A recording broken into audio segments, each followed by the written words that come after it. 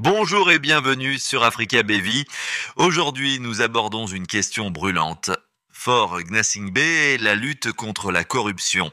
Alors que le Burkina Faso mène une politique implacable contre les détournements de fonds, qu'en est-il du Togo après 20 ans de règne?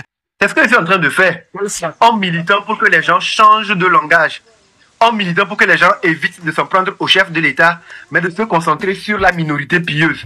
Parce que le chef de l'État a hérité du pays en 2005. Or, le système dont on est en train de parler existait bien avant même que lui ne naisse.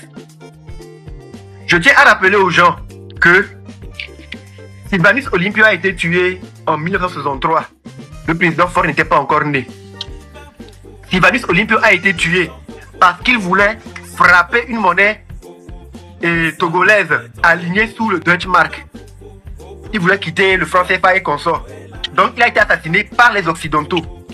Quand le président Eyadema a pris le pouvoir en 67, il était corps habillé. Beaucoup de personnes disent qu'il n'a pas fréquenté, qu'il ne connaît pas les papiers. Donc on a dû mettre des technocrates autour de lui pour que ces technocrates-là puissent gérer les ressources dans l'intérêt des forces coloniales. Quand le président Eyadema prenait le pouvoir en 1967, le président Faure, qui ne connaît pas les papiers, donc on a dû mettre des technocrates autour de lui pour que ces technocrates-là puissent gérer les ressources dans l'intérêt des forces coloniales. Quand le président Eyadema prenait le pouvoir en 1967, le président Faure avait à peine 1 an. Donc on ne peut pas aujourd'hui dire que le président Faure fait partie de la minorité. Parce que quand la minorité se mettait en place, lui, il avait encore la chétine et le biberon dans la bouche.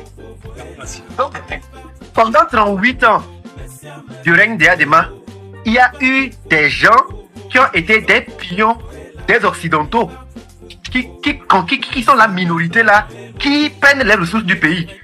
Si on extrait le phosphate, l'or et tout ce qu'il y a comme chèque dans le pays, et ça ne profite pas aux caisses de l'État, c'est que ça profite à des gens et à des puissances occidentales.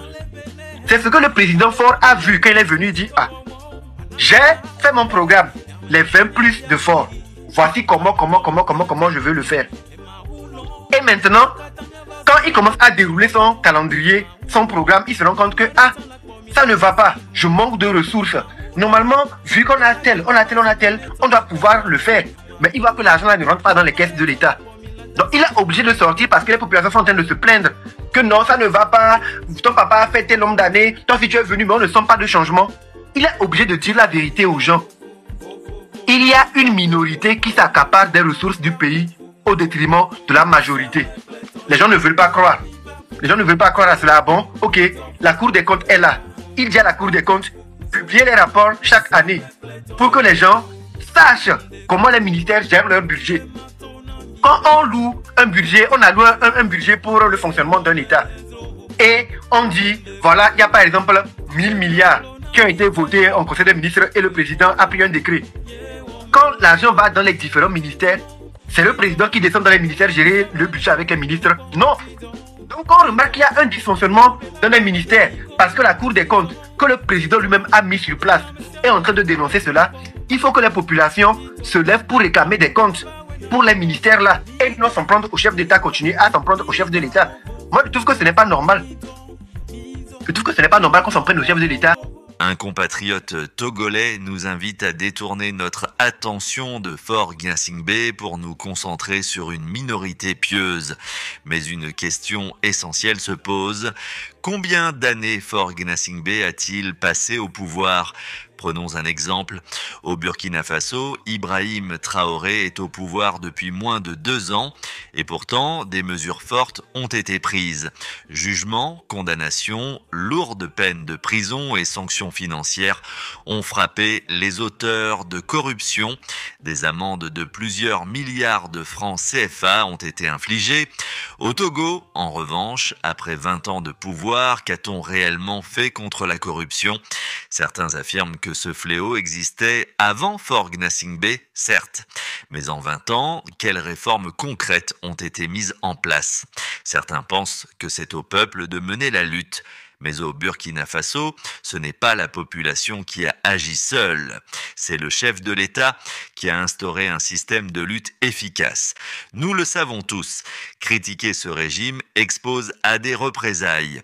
Alors, ceux qui ne sont pas prêts à prendre des risques, évitez de décourager le peuple.